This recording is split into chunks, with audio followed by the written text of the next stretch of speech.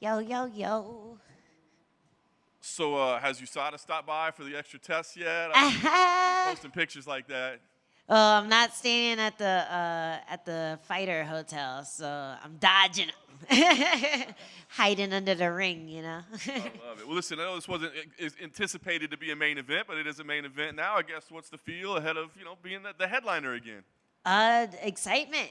You know, it's been a long time since I was able to do it for the first time, and that was also kind of last minute. But just the fact that I get to sign posters with my name on it again, I get to right some wrongs from that night. I really feel like that fight could have been mine definitively, and I've been working towards being a better fighter since that last main event. So I don't know. It feels like a full circle moment, and I really feel like it's gonna be my night to put on the show. Was there anything you took out of the experience? Because we wonder, like, is there added pressure? Just, I mean, even if it's just within yourself, not that anything puts on you, you know what I mean? But you feel like you got to do something extra special. I mean, was that a reality? And is there anything you took out of that experience? Just being the main event Yeah. from the last one. Yep. Uh, no, I don't think so. I think it was a rough one because I did a Black Lives Matter piece with ESPN coming up to that fight, and I literally had to stay off of my phone for 2 weeks because, the internet is gonna internet. So I felt like there was a little bit of pressure with that, and I don't know. I felt like I had the fight right there, and then I hesitated a little bit, and it cost me a couple rounds. And ever since that fight, I've just been working on not being afraid to go to the ground, like not making it like the floor is lava. Kind of. That's what every fight camp had been up to that point. Don't let her take you down. Don't let her take you down. Well, this is the ultimate. Don't let her take you down. But I'm like, if she takes me down, I'll get up. I could defend a choke for a couple minutes. I'll be all right. So I really feel like fights like that, fights like my one against Vienna, have just made me answer those weaknesses that I have in my fight game and become a much stronger fighter everywhere, especially on the ground. Right. But so when they give you the matchup, is there any part of you that's like, oh, come on, like I got to do this again? Or do you almost welcome that, like, oh, this is my chance to prove that I can go, against this type of grappling specialist? Well, I mean, you see her striking, you can kind of see why I was excited. I think I probably did the same thing that she did when she's like, oh, well, if you see her grappling, I'm like, ooh, there's a lot I can do with the way she comes forward, with the way she doesn't care about her chin being thrown in the air. So there's a lot of areas that I feel like I can capitalize on, and I don't feel like she has as many opportunities to capitalize on my mistakes. And I've just been working really hard at fixing them, and I don't feel like she's been fixing hers. She's just been trying to do more jiu-jitsu. So if anything, I think fight IQ wise, I think my experience in there and being put up against the tough grapplers my entire career has prepared me for this. So at this point in your career, do you like specialize anything in training camp? Like when the matchup comes around, you're like, well, we got to do even more jiu-jitsu than we were doing? Or is it more like, let's just focus on doing what we do best? I was already doing a lot of jiu-jitsu after the Vienna fight, even in before that, but I just wanted to really get to the bottom of why I couldn't get out of certain positions. And I went and competed a bit, and I started to see a pattern of, oh, okay, I just need a couple more escapes. I just need to be a little more aggressive with this and that. And a lot of the escapes that you have in MMA don't work against high-level jiu-jitsu people. You have to learn high-level jiu-jitsu to fight a high-level jiu-jitsu fighter. So that's what I've been doing, and I really just feel like, man, I feel like I'm getting leaps and bounds better every month. I'm doing privates with my jiu-jitsu coach Johnny. I'm doing privates with Justin Flores, who's Ronda Rousey's old judo close. I'm doing classes with Phil Davis, and I've kind of attacked off season as if I was a grappler in the UFC. So when I do get to punch things, I'm like, oh, cool. It's like a break day. This is an off day. I get to hit pads. I get to spar the best kickboxers in the world because I did that for this camp too. I know just just the fact of the people who I can hang with. I know that I'm one of the best fighters in the world, and this is definitely a fight where I can just be like, hey, look at me. I'm one of the greatest. Now you got to recognize it. That's awesome. You know, you're a veteran of the game at this point. You've kind of been in the rankings, out of the rankings, back in again. I mean, she's got a pretty big, nice number next to her name. Do you think about, like, where this puts you, where you stand, where you are? Do you worry about those things or think about them at all? Nah, the rankings are bullshit. Like the rankings have always disrespected me. Every time one of you guys say, "Oh, you're gonna be in the rankings. You're gonna be in the top 10. You're gonna be in the top 15 after this fight," doesn't happen. If anything, if I fight someone who has a number by their name, they don't have a number by their name after I beat them. So I'm not expecting much from the rankings, but what's undeniable is my resume. And if I can get some more finishes under my belt, if I could get some more TKOs, some more just like statement-making things, the fight Zhao and Yan had last a couple weeks ago, that was really motivating too, because that was another one of those fights. It was super competitive. It could have gone either way, and now she's starching girls, and a lot of what she did in that fight are things that I worked on in my camp. So I really feel like I'm making the right moves. I feel like I've been right there, but I just needed a little extra push in certain areas, and hopefully it all comes to fruition on Mackenzie Dern's face. Last thing for me, I guess, ideal world, is it, striking clinic, you go out there and just Muay Thai destruction? Or, like, is there part of you like, I kind of want this to hit the ground just for a minute to show that, like, I can hang down there? Dude, it'd be so dope to just sub the shit out of her. Like, I don't feel like it's like totally impossible, but I do know that I can't be silly. I have to play it safe. I have to just keep it in the world where I'm most comfortable, punching her, kicking her, draining her gas tank. But man, if it's there, I'm not gonna run away from it. I still, to this day, I still regret not jumping on top of Claudia Gadelha when I dropped her. And maybe then that was a horrible idea, but now totally could have jumped on her ass. So I just feel confident wherever the fight goes. But yeah, if I could just get a flying knee knockout, wobble her a bit, then jump on the rear naked, I might take the sub before the TKO. Hey, Angela. Is it kind of weird that your last two opponents are fighting each other 2 fights underneath you? A little bit. Like, what are you guys doing?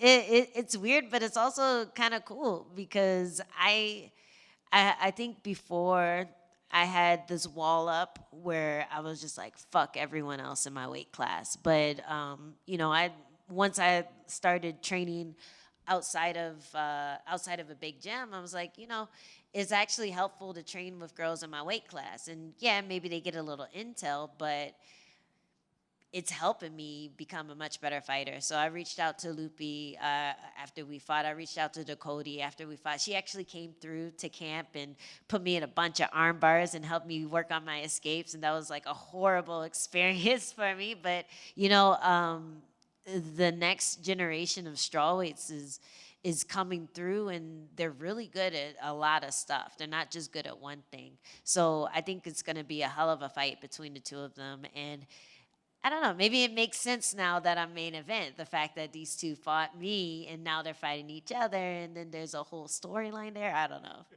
Maybe one of them would come up into the cage after I win, or I don't know. But no, I think it's cool, and I think if anything, it's a win-win for me because whoever wins, I'm going to look better with, for beating them. Speaking of your division, just got announced Whaley's fighting Amanda Lemos. I just wanted to know, like, your quick thoughts on that and who you got? Man,